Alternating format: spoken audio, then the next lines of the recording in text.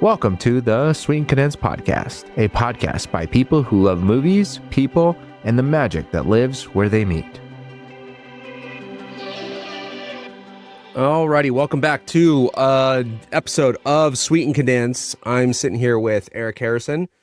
And I'm Josh Perez, and it's been so long. I want to apologize, but I won't, so I'll make Eric apologize. No, I'm just kidding. Eric, where have you been? What's been going on?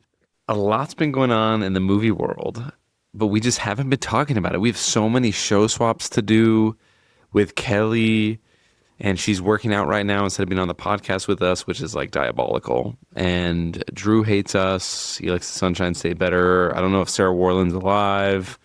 It's one of those things.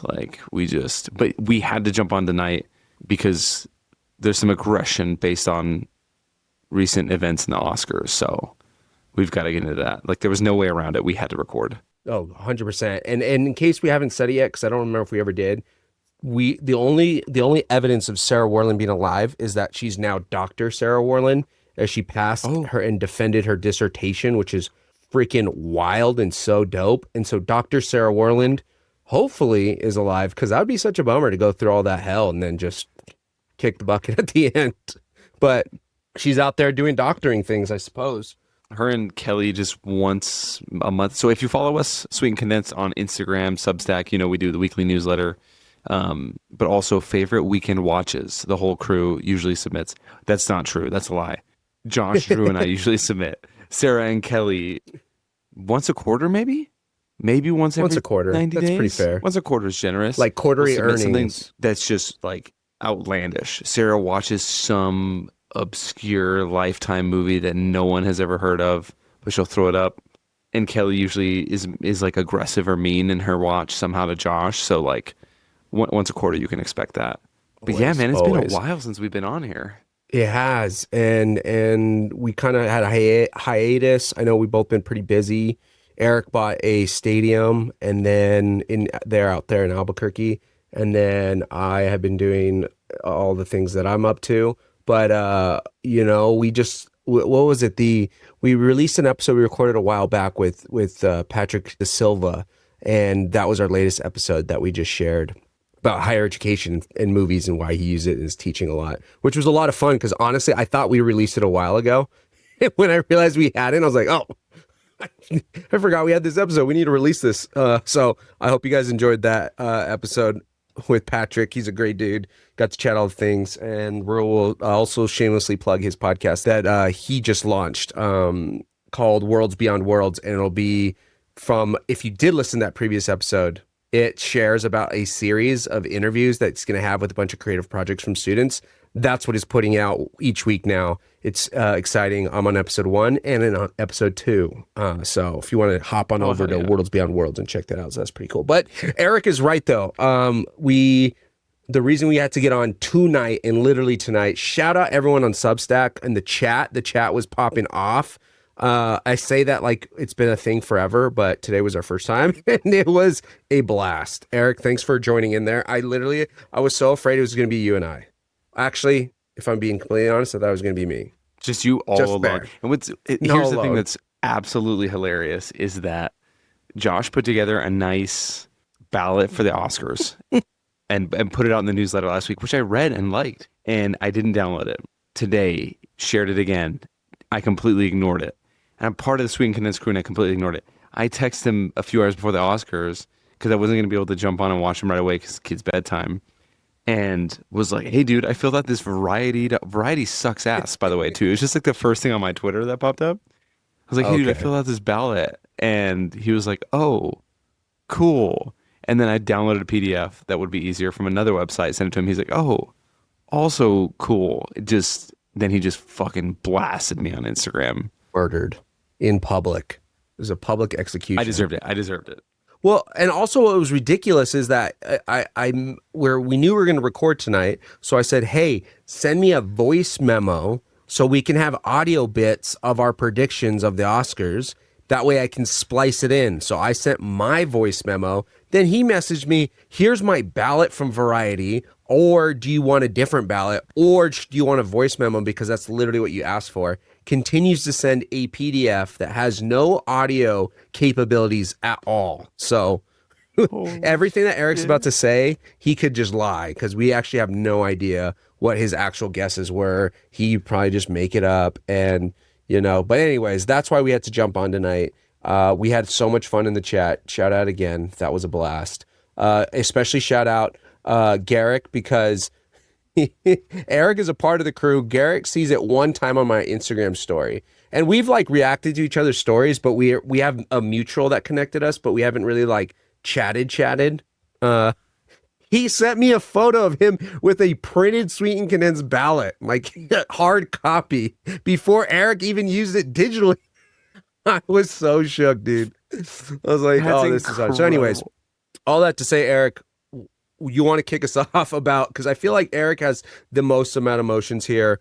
We just wanted to chat about the Oscars, about the wins, the different categories, the major ones, and then also chat a little bit about which of the Oscar movies and any that were full movies, laugh, think, cry, held in thought, made you cry and made you laugh the most out of the ones that were nominated for Best Picture. And also, I think it'd be fun just to say, was there any other ones of 2025 or any movie you watched for the first time, if you can think back? I know that's kind of a spontaneous question there, and Eric, if you have any other questions, we'll feel free, because we're just gonna kind of spitball like we normally do. Yeah, I'll start off by just getting it off my chest how upset I am about the Best Actress in a Leading Role. Look, sometimes I feel like I'm a fake movie guy because I haven't seen all the Best Picture movies, or I haven't seen every movie for the folks in Best Supporting Actress, Best Supporting Actor, whatever. The Academy doesn't even have to fucking watch them. They're voting on them. So let's call it what it is. Like, that is insanity. My ballot, whether it's varieties or sweet and condensed, has no impact on the winners. Yet the people who don't even have to watch it. That is bananas. Anyways, Best Actress in a Leading Role was the one I felt the strongest about. Rose Byrne, all the way. If I had legs, I'd kick you. Look, I fell asleep during Hamnet. We'll stop. So let's clear the air here. No shot Emma Stone was getting her third. There's no shot. Begonia was phenomenal. I just have to say, I can't believe it wasn't Rose Byrne. And look, the range Rose Byrne has is undeniable, right? And you don't award based off that alone, even though it feels like that's what's been happening lately. It's like sometimes the Oscars feel like they're lifetime achievement awards for certain folks. But that's just insane. I'm sorry. Can you tell me in Hamnet that Buckley was better than Rose Byrne? Because you haven't even seen. At least I tried Hamnet and I fell asleep. You haven't even seen it. I have seen. Kick you. You watched 4 minutes. No. I continued to watch it the other day. Nope. I sent you Joshua Stephen Perez. We have the same HBO account. Don't fucking play with me. Go check it right now. I can check it right now. You could have fraudulently let it roll while you were sleeping last night, and you didn't let her watch it. I don't use your. Okay, I'll be honest. I didn't finish it, but I watched most of it, and I need to finish it. But I use guest. I don't even use Eric. So I don't unless you use guest. I check guest. I creep on you. You freaking creep on me. People need to know this. I'm a big time pocket watcher. Major pocket watcher. No, just a lurker in general. He's just a watcher. Big lurker. I'm a watcher. Relationships, how much money you're Eric spending. Tom Harrison. Hell yeah. That movie You is not movie. I was going to make a joke. It didn't land. Hey, can we take a pause? Yep. Not actually in the podcast. Paul Thomas Anderson, shout out. 14 nominations. Worked really hard to get his Best Director, Best Picture tonight. Like, shout out to One Battle After Another. Did he try to make a few jokes that just didn't really land? Or was that just me?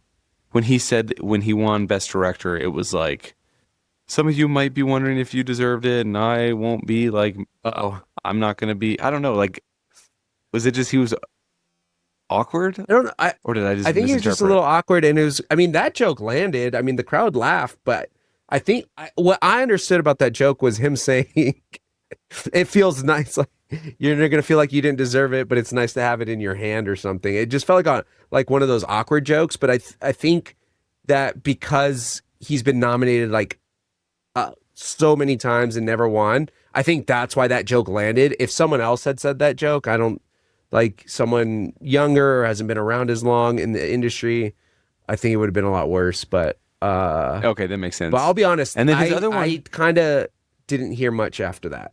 In the one running up and for down. Best Picture, he said something like, for Best Picture in the 1970s, it was Jaws, One Flew Over the Cuckoo's Nest, and blah, blah, blah. And he's like, and there was no best, just your flavor of the day. And then he just like moved on. I was like, are you saying that like that's the same case here? Because if so, finish your thought. Like, or are you saying that there was no best then, but there's a fucking best now? Anyways, maybe he I didn't realize he was married to Maya Rudolph. So like, of course he's gonna try to. That's hit a couple of bits. But anyways, sorry, I paused my thought on Rose Byrne. I'm pissed. Do you think she wrote him? No way. She's funny. All right. Okay. So we're going to go back. We're going to go back to the Rose Byrne. Oh, is that it? You're done? Tell me your thoughts. I fell asleep during Hamnet. Oh, you're giving me a hard time. I watched Hamnet. I watched enough of Rose Byrne to have her as my heart pick because I think what she did, she's been in so many different things.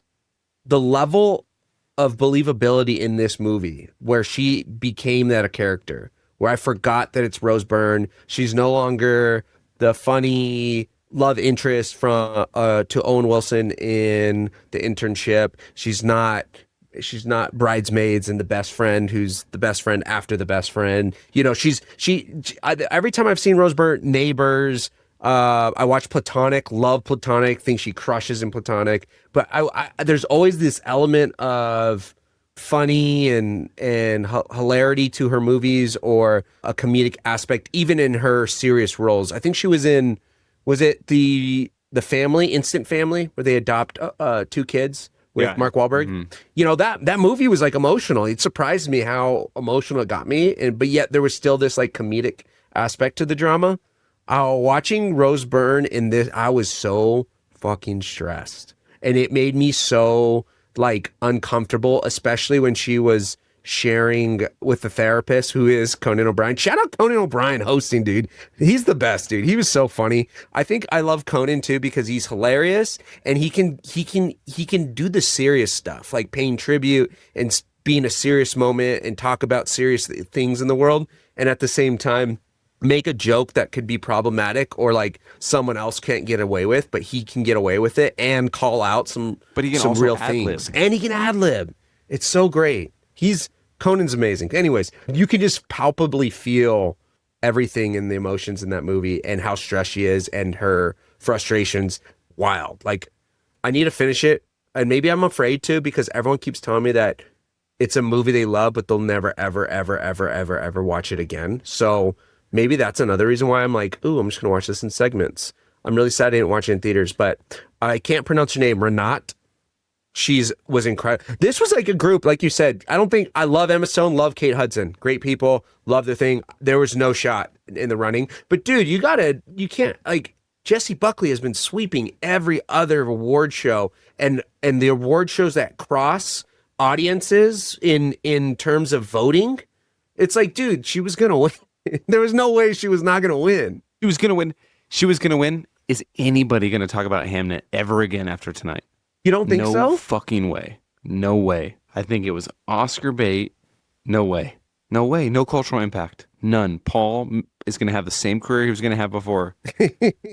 Dude, Jessie is unreal in it. She deserves everything, in my opinion. Everyone was raving about Jacoby Jupe. And again, he's incredible in it.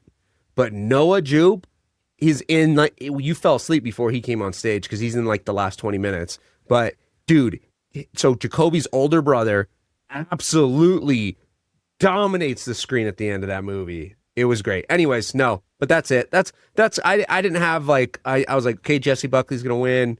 Rose Byrne, you got my heart vote. And I love all the other people. Sentimental Value has an unreal amount of talent in that movie. So I'm glad it won international feature. How did you feel? My perception is how I felt about Rose Byrne, you felt about Timothée Chalamet. I know you love Sinners. I know we know. So in the chat, I do. For those listening, the chat was a little bit hurt that Sinners was almost sweeping. There were some folks, like, if people were arguing, it was just awesome. Awesome discourse. But Josh, you're a big Timmy guy. I'm a big Timmy guy, and I'm a big Sinners fan. I think Sinners deserved the 16 nominations. I think I had them winning. Like, I was like, yeah, no brainer. They're winning original score. They're going to win original screenplay.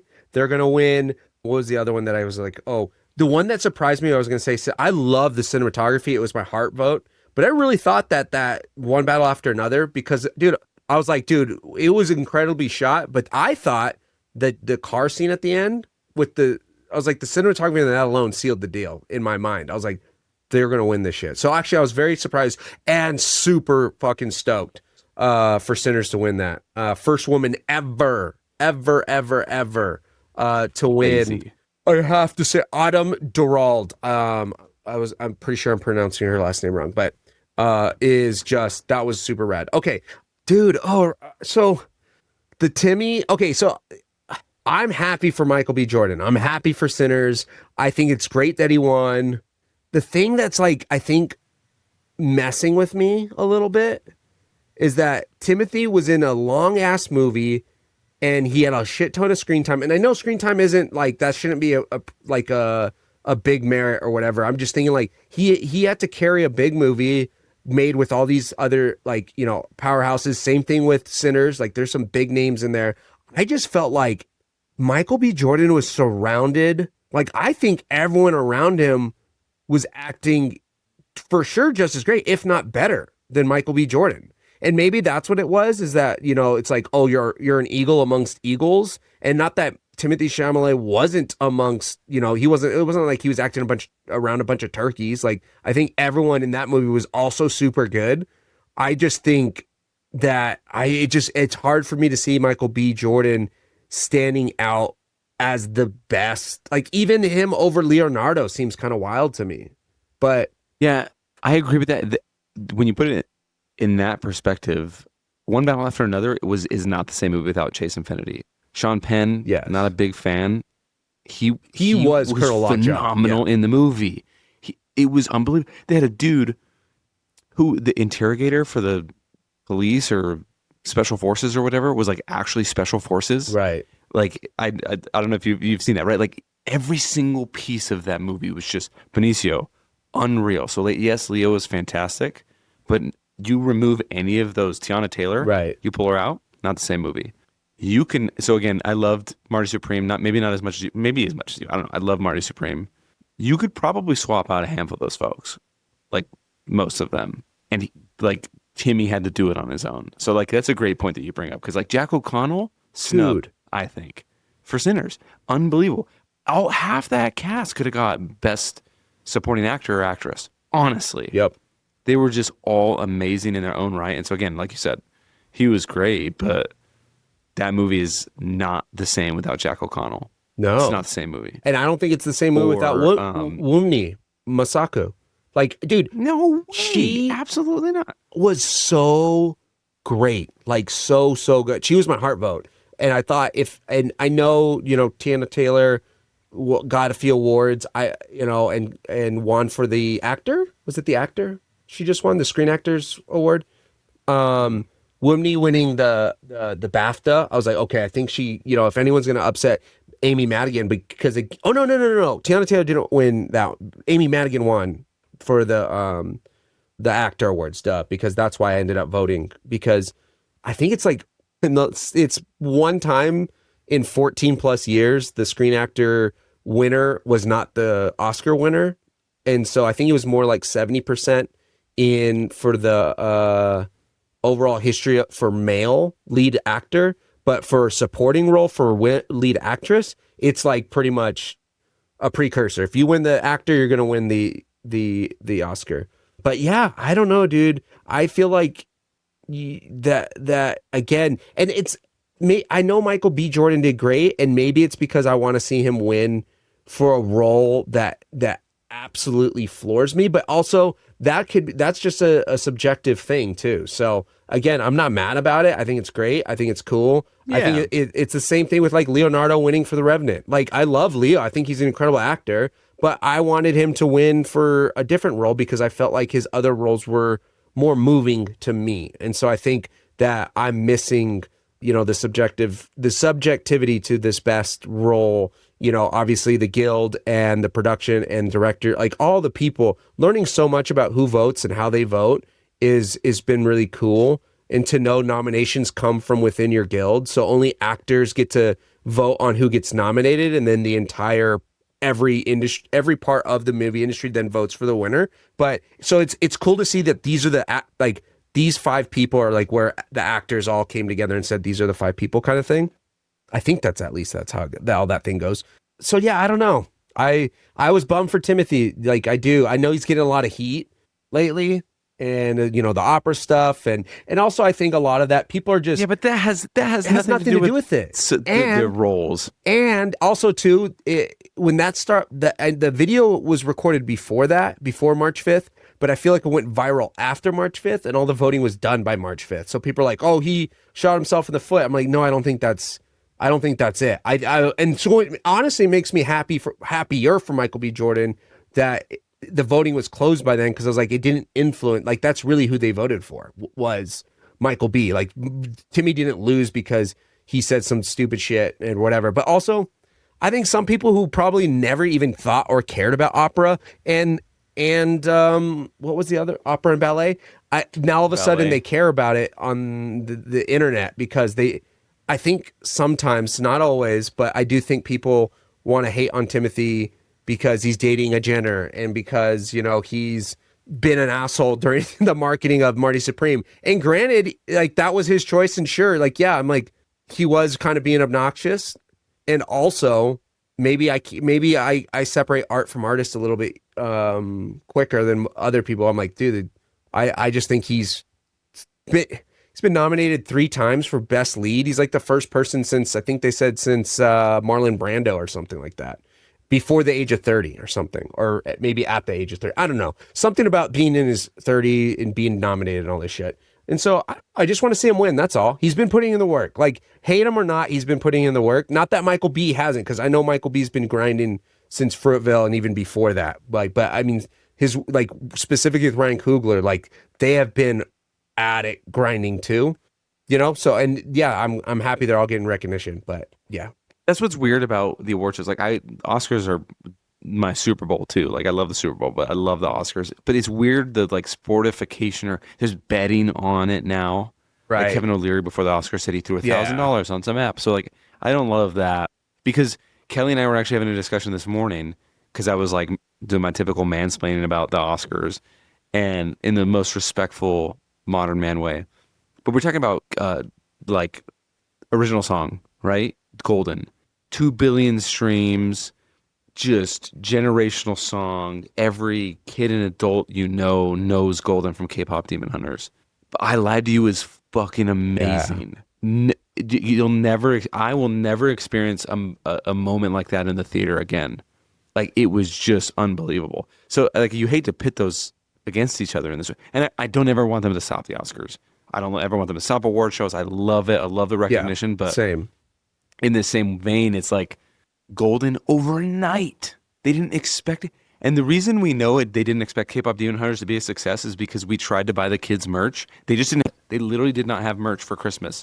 They opened a store like Thanksgiving week on Netflix.com. They had no idea. It became a success last summer, right? Yeah. But then into the fall, it was just every kid K-pop Demon Hunter. It's a good movie too. Yeah. So then we're looking at animated picture, right? Because thinking of the kids, and there's Zootopia and all these other animated films every year. Zootopia 2 is phenomenal, but the lasting impact K-pop Demon Hunters will have. So it's like, dude, again, back to original song, I Lied to You is that theater experience, but Golden as well. And so I get it. Like Golden, you're jamming that on the radio. You're not listening to I Lied to You on the radio, but it's still, there's so much value. So you hate to like pit them almost. Yeah. But that's why I think also, I will say this, like, if you're nominated, that's a win. Like, that's incredible. Like, that is, like you're saying, I think the thing I've gotten with award shows is I think the winning's cool, but I think where I don't get as like angry or upset anymore about like winners and losers, because I'm like, I'm just stoked that people are celebrating.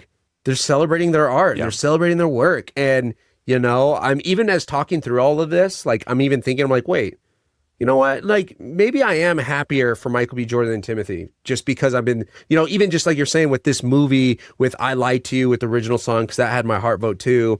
And just the cultural impact that some of these movies have in touching, because like even like, dude, K-pop, like I was making comments in the Substack chat about global domination, but genuinely has swept, like not the movie K-pop Demon Hunters in general. K-pop in general is a movement. And I think all the people getting behind it and the impact, like you were saying, dude, this started with kids. K-pop Demon Hunter was like, kids were talking about it. Like, and I want to watch this movie before their parents. And to see how quickly and how fast, just because, you know, the connection and the power of K-pop is pretty fucking cool. And I think that's what I love about the Sinners and all their wins tonight, regardless if I was, you know, because I was trying, I entered in Shea Serrano's ballot challenge over in his same on his good movie Substack, and I missed a few, but I'm still having hope. I was like, man, I just want to be top 3 so I can get whatever that gift is, but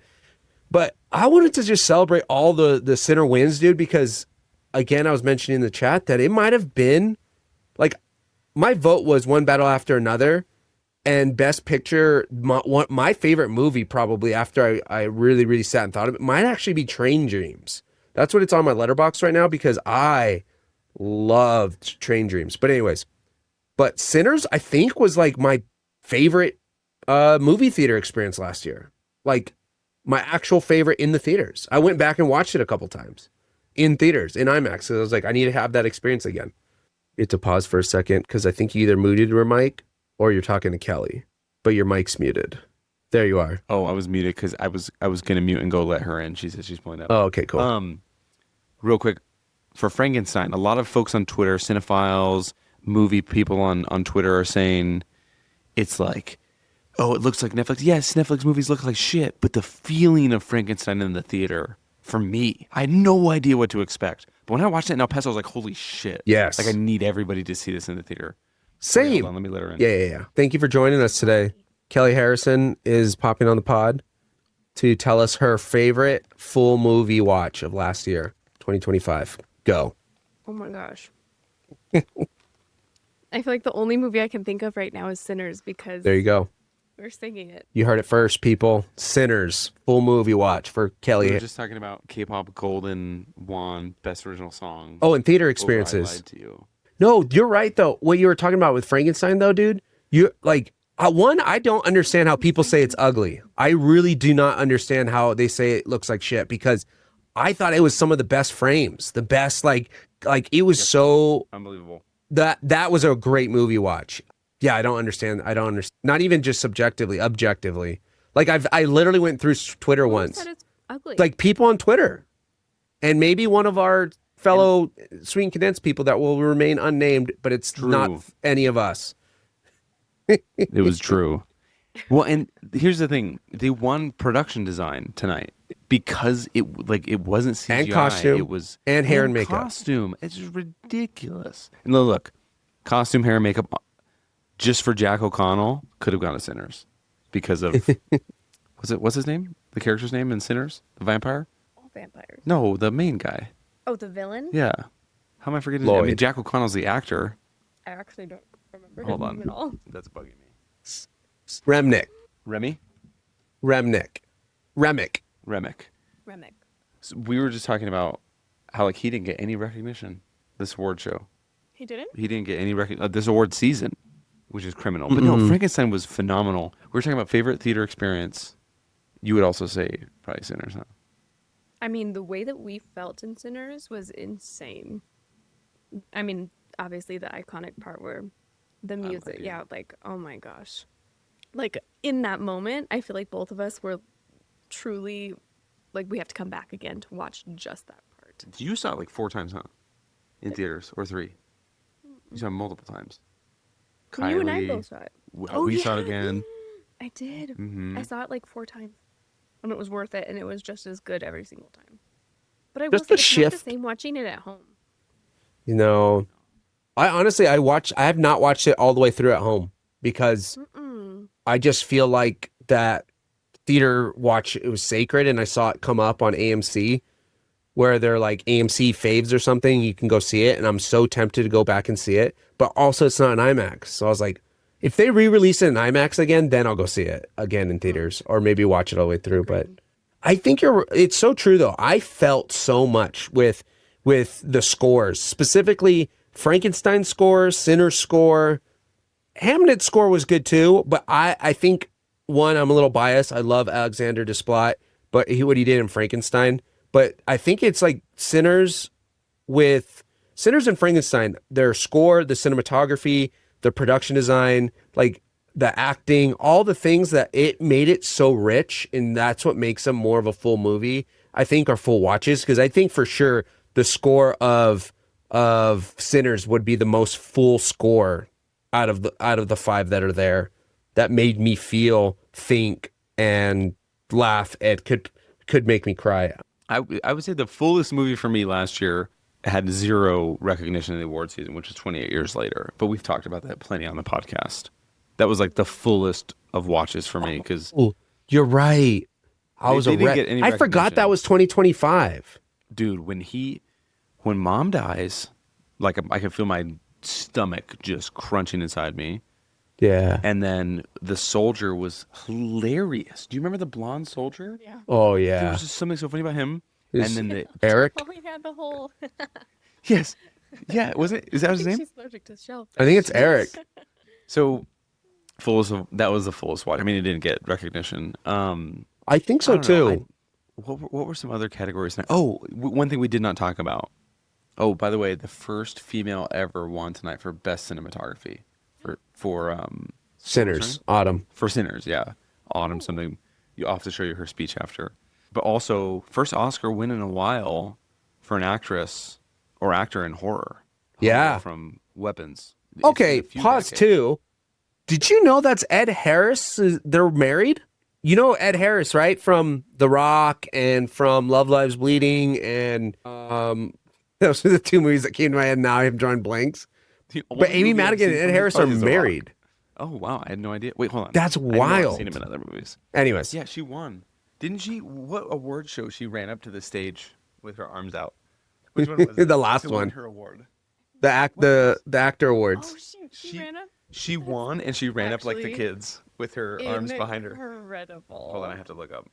And this one, she just she cackled like for her first like minute. She was laughing. It was so funny. I need to see what other movies he's in. I had no idea. Oh, they did a bridesmaid reunion on the stage tonight presenting. Oh, that was great. Was it funny? Yes, but the funniest bit. So Conan O'Brien hosted. At the end, I'll have to show it to you. It was the funniest bit I've seen from the Oscars in a while. Do you remember when One Battle After Another? Get the microphone a little closer because you're not you're not that loud. Do you remember in One Battle After Another at the end when they walk him to his office and gas him and kill him? Sean Penn, the old white dude, the racist white guy. Oh, yes. They're like, your own desk, and he gets all emotional and he puts his feet up and looks up. Mm-hmm. So at the end of the Oscars, they have Conan, they pre-filmed the scene with him, of course, and they're like, you did so good hosting, we're going to name you permanent forever hoster. We got you your own room, and they walk him. It is the funniest. That's amazing. Oh, The Truman Show, Apollo 13, Enemy at the Gates. I've seen Enemy at the Gates and The Rock. Oh yeah, he was the sniper. I mean, that might be it. I forget. Maybe there's a few Enemy others. at the Gates. He's great, dude. What else happened in the award show that was like, I was really mad, babe, to catch you up. The viewers are probably sick of it. First 20 minutes I ranted. Rose Byrne did not win for If I Had Legs, I'd Kick You.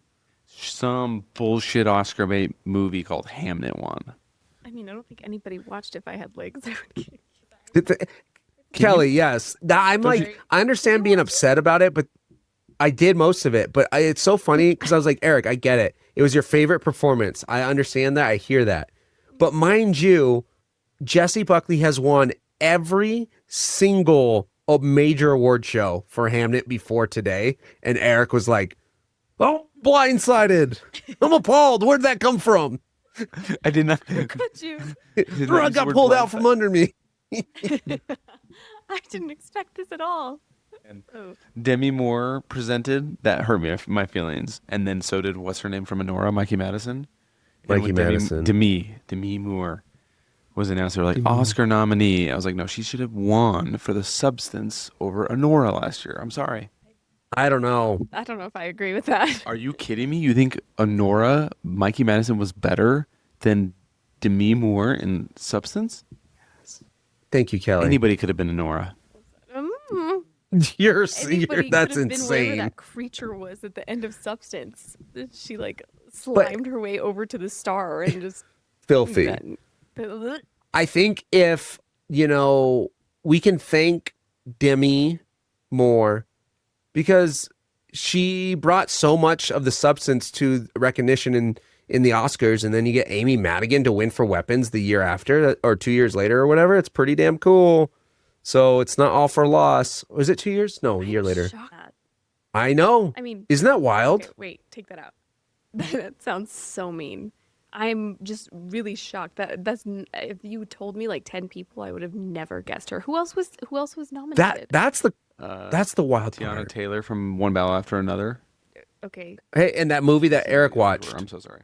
Sentimental Value, the Norwegian movie. Legs kick you? Oh. Stop it. Which one? Dude, the Sentimental Value acting crew was unreal. Inga and Elle Fanning were both nominated, and the funniest part was Elle Fanning's clip that they played for best supporting for her role in Sentimental Value and best supporting role was the clip where she's an actor in the movie acting a part that loses her the role of the film where she's like, I can't do this role. So technically the clip that they played was her doing a scene that she felt she was acting poorly in, and and the director was like, yeah, you kind of were. But in real life, she's a good actor at acting bad. I know it's a little actingception. Okay, so she was up from Sinners. And then Sentimental Value. Oh, 2 from Sentimental Value. Sinners, Tiana Taylor, One Battle After Another, and Weapons. Oh. I mean, you have to see Sentimental Value too. You think she should have won? I think Tiana Taylor should have won One Battle After Another. But I also did not finish Senate. I told him I fell asleep. I tried to watch Sentimental Value the other day. No, it was Hamnet. He paid for it and he fell asleep. It's like, and he never finished Sentimental Value. I rented it on Apple, and I'm like, I don't want to. Don't take this out. I'm a fake cinephile. You haven't seen some of them. I'm not taking nothing out. I will sell you. I haven't seen. I told you what I haven't seen. He's gonna replay that. I haven't seen The Secret Agent. I haven't seen 3 out of the 5 international feature films, but I saw The Winner. So I've heard Sarat and the voice of Hein Rajab is very, very good. It was just an accident. It was great. Crazy, babe. The Academy doesn't, like, the voters don't have to watch all the movies. Isn't that wild? Wait. Like, so he's judging me for not watching them. To vote, you do not have to watch them all.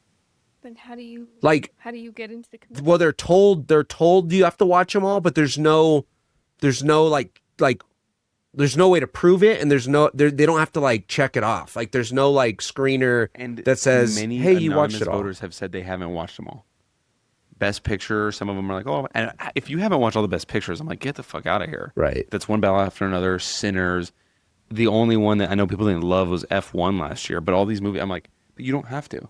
And a bunch of them, when they're quoted, say that they couldn't get around to it. But they're voting on them. Isn't that nuts? It's kind of like what you were talking about. Is it more about popularity? Like maybe they just watched it because it was popular?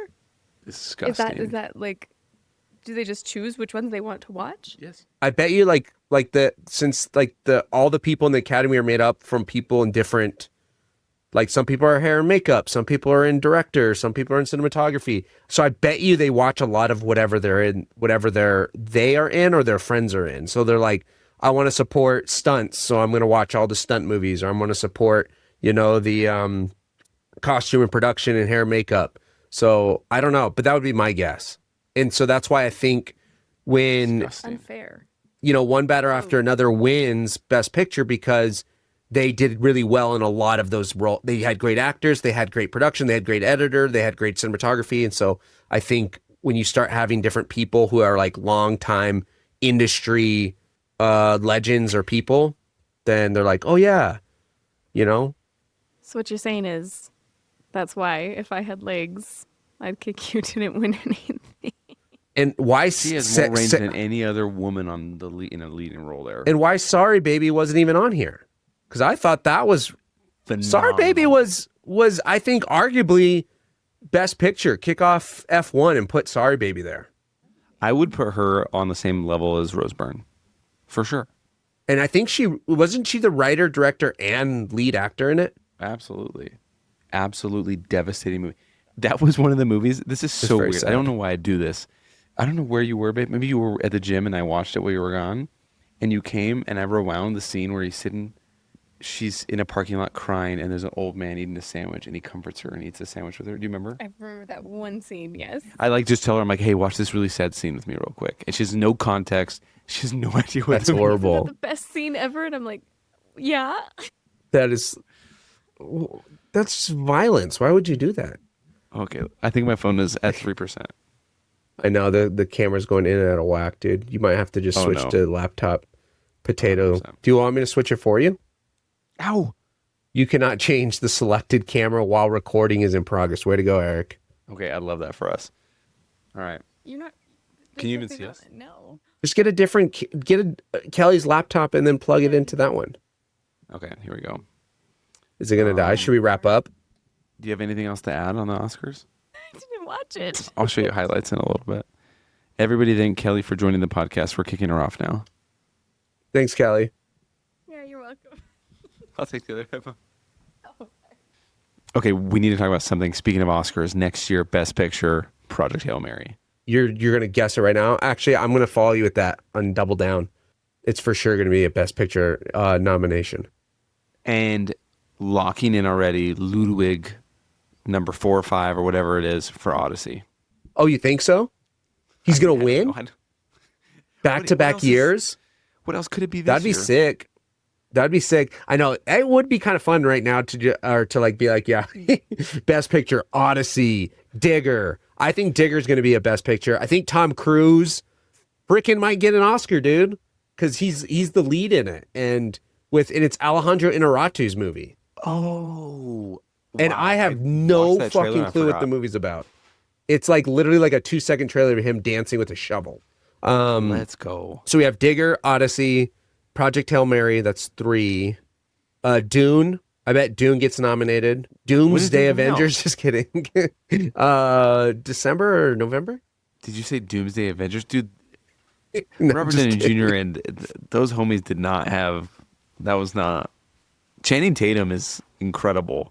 So he's innocent, but their bid didn't land. No. Chris Evans and Robert Downey Jr. It's such a bummer. Also, no, don't feel bad for them. No, I'm just kidding. They make $50 million per movie. Okay. Yeah, I'm not sure, dude. I mean, dude.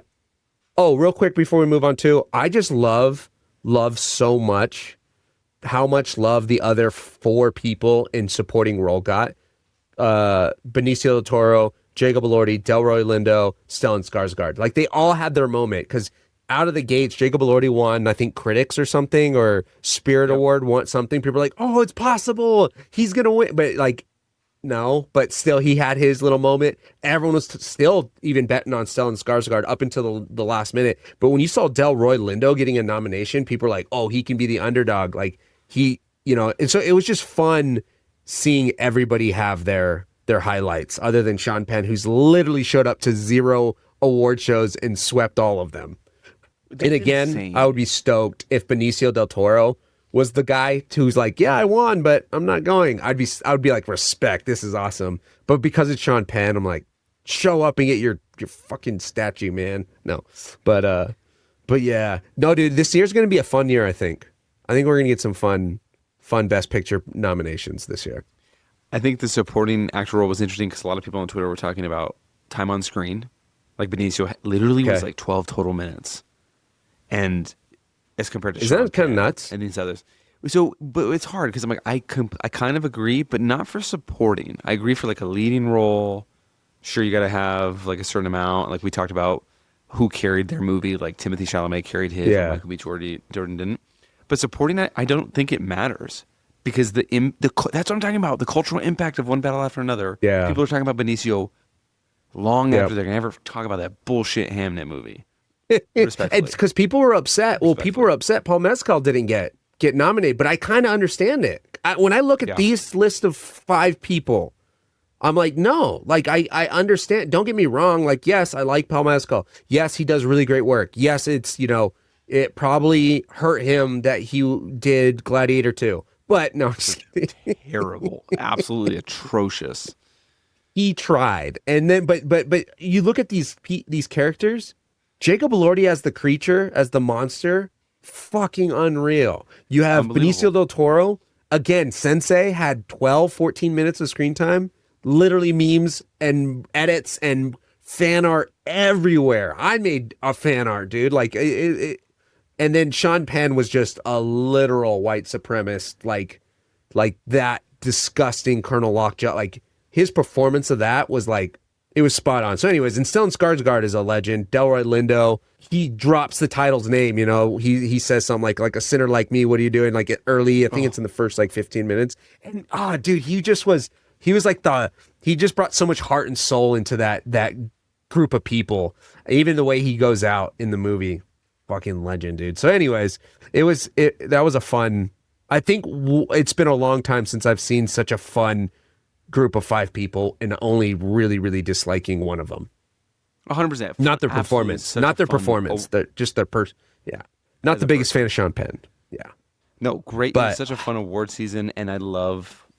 This is funny, but I love when Twitter's on flames, on fire, in flames about the performances or time on screen or who's shitty and who's not. Like that's fun. It's fun discourse. Like it's a double-edged sword because I don't like the sportification of movies. But I also do. Like, it is a fun time. You know what I mean? It's a both and. And this is what's so cool, dude. This is what I think, not to get too nerdy about some of the stuff that I'm doing with school, but it's like, this is what I think is so exciting. And it's not original thought. It's not my thoughts. Philosophers have been talking forever, but specifically Kant. But, it's this feeling that we watch something beautiful and we're going to assume that everybody else also thinks this. But when they don't, it's worth arguing about because you're like, what do you mean Rose Byrne did not win? Like that, you're like, this is an assumed thought. Like everyone experienced what I experienced, whether it was beautiful or it was subliminal, or sublime. I don't know if subliminal and sublime mean the same thing, but I mean sublime. But yeah, like it's so much fun. That's art. This is what makes, I think that's what the idea is. Again, I'm not fully understanding 1700s Prussian thought and writing because they write like assholes, and so their paragraphs are like 3 pages long. But it's like that's what makes society connected and keeps it together. And I'm like, yeah, I kind of agree. Like as much as the film, like you're saying, Twitter's blowing up, people are arguing. But even in our chat, right? People had disagreements. Yeah. Oh yeah. But we're in there for a good time. Like we're like, hey, we're having a great we're here to chat, even if we don't agree, but it's the movies that we feel so passionate about that are so moving and impactful that we really, really do feel that what we felt is a universal human thing. So now we need to talk about that. We need to argue about why Hamnet sucks ass and why I was like, dude, literally, I was in tears at the end. Mostly for that last 30-minute segment.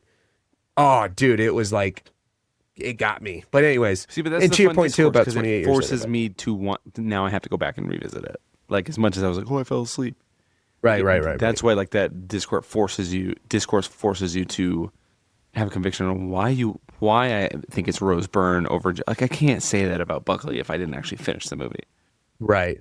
Yeah, and that's what's also fun. It's like, dude, I don't care. Just argue it well. Like if you have good reasoning, then it's like cool. Let's chat about it. Like how you were saying, like, oh, I didn't think about that with Michael B. Jordan. I'm like, yeah, let's try to make meaning and make sense and have an understanding because that's fun. Like, that is fun. Like, I want to go to war, for Timothy most of the time, even to the point where people are like, no, he's a pariah now. Like, fuck that guy. Like, I'm like, okay, but I'm trying to work a way to, make my argument sound that Marty Supreme. We convinced Drew. On Marty Supreme. Yeah, right, exactly, right? By the end of the movie. He's like, maybe I like this more than I thought. Like, that's part of it. Yeah, and that's fun. And it's not about, again, it's like at the end of the day, I'm like, I enjoyed it and I don't care if you did or didn't, but it's a fun thing when at the end of the day, someone's like, oh, I can see that. Because again, then it comes back to that connection, that human connection, to your point too, like where I'm like, I literally feel guilty more to you than to Rose Byrne that I didn't watch. I didn't finish, you know, if I had legs, I'd kick you. So, man, what a year, dude. What a year. I did pretty good on my ballot, but dude, all the short docs and the short films and the documentary, they always get me, dude. I'm just doing throwing darts in the dark, dude. The only one I knew was All the Empty Rooms, because I had seen that one, but that was it. Oh, you watched the whole the other thing? ones, I'm like, I was just randomly selecting them on each ballot for the other categories. Dude, I want to Ted, shout out Ted. He had watched the short animated ones, and so I just asked him which ones stood out to him, and he told me Retirement Plan and Three Sisters, and so I was like, cool, I'm going with one of them, because I was like, I literally don't have it, because there's a cool Denver C Film Theater, Film Center or something on Colfax here in Denver that shows a lot of like cool stuff. So you could have bought a ticket and watched all 5 of them, and that's what he did. And so, but yeah, other than that, dude, it's like I have no idea. I casually put on All the Empty Rooms like an idiot because I didn't read. I didn't know what it was about. I didn't read the info, and dude, I just pressed play, and I still haven't finished. I'm 16 minutes in because I'm like, this is heavy as fuck. I need to like take a pause and take a break. Oh, 100%. Dude, the laptop is getting down there. I do not want to lose this. All right, let's go, dude. Let's just finish here. Any last word, Eric, or do you want me to just sign us out? No, man. I'd say subscribe to the newsletter. Oh, we lost video because my phone died. But are you getting audio? Let me run it out real quick. So thank you guys so much for listening. We have a quick, that was fun to chat, recap all the Oscars and how much fun. Shout out movies. They're magic. They're freaking awesome. I love feeling. And I think it makes the world go round when we feel and connect through the things that make us human. So shout out all that. Shout out the chat. We're hopefully going to do some more chats on Substack. Subscribe to the newsletter, sweetcadets.com. Shout out friends to follow, Sweet Cadets Podcast. That's us. Movie Mavens Podcast, Annie and Carson. Worlds Beyond Worlds, Patrick J. De Silva. They have a new Substack and a podcast. And shout out Shared Uniform on Instagram. Shout out Johnny. Let's see, what are the last thing? Oh, Brian Lee. Shout out always Brian Lee. Always shout out That's Brian it. Lee. Always shout out. We're going to drop some more podcasts here, or podcast episodes, and get Kelly back on. We have so much to catch up on. Movie swaps, show swaps. We're so behind, but you know what? Thanks for sticking with us. Much love, and keep watching movies, and we'll hear from us next time.